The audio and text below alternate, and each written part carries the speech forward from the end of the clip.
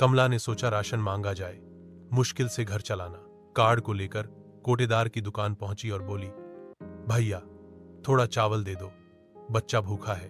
कोटेदार ने चिढ़ते हुए कहा, इस महीने का राशन नहीं आया। कमला की आंखों से आंसू छलक पड़े।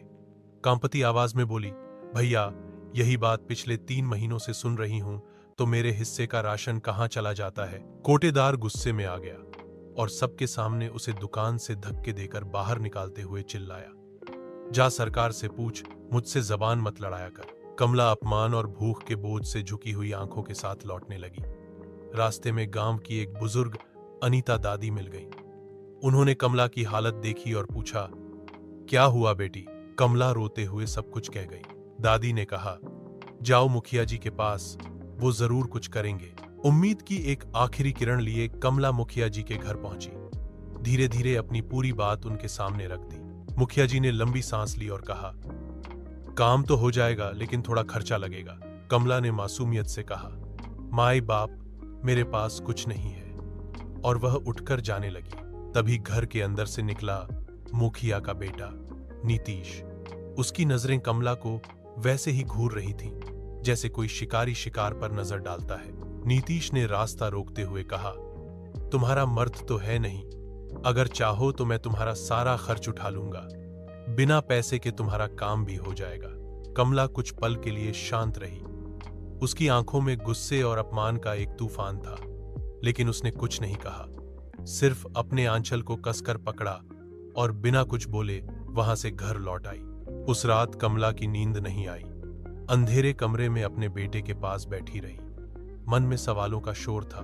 क्या किसी औरत का अकेले जीना जुर्म है? क्या इस समाज में एक विधवा की कोई इज्जत नहीं होती? क्या गरीबी इज्जत से बड़ी हो गई है? कमला ने गांव में जितनी मेहनत की, उतना ही तिरस्कार झेला। पर जब खुददारी को कोई रास्ता नहीं मिलता, तब इंसान नए रास्ते बना लेता है। एक दिन अपने बच्चे को सीने से लगाकर उसने फैसला लिया, अब और नहीं, मुझे इस गांव से जाना होगा। अब मेरी लड़ाई सिर्फ भूख से नहीं, अपने बेटे के भविष्य के लिए भी है। उसने एक पुराना झोला बांधा, बच्चे को गोद में उठाया और आंखों में एक नया सपना लेकर शहर की तरफ चल पड़ी। शहर बड़ा था, लेकिन कमला का मन डरा हुआ। वो अकेली थी, अनजान चेहरों के बीच। कई दिन फुटपाथ पर बीते। बच्चा गोद में था और आंखों में हर रात नींद से ज्यादा उम्मीद थी। एक दिन बारिश से भीगे बदन और कांपते बच्चे को देखकर एक औरत ने उसे पास बुलाया। वह महिला एक एनजीओ चलाती थी, बेसहारा महिलाओं और बच्चों के लिए। तुम्हारा नाम क्या है? कमला, उसने कांपती आवाज में कहा। औरत ने उसके दर्द को पढ़ लिया। उसने कमला को अपने नौ में एक झाड़ू पोंछा लगाने का काम दिया। 200,000 महीना तनख्वाह, 2 वक्त का खाना और बच्चे की पढ़ाई की पूरी जिम्मेदारी। कमला की आंखों से आंसू बहने लगे, पर इस बार ये आंसू दर्द के नहीं, राहत के थे। अब हर सुबह कमला समय पर उठती, ऑफिस और क्लास के बीच बच्चे को चूमती और झाड़ू पोंछा करती।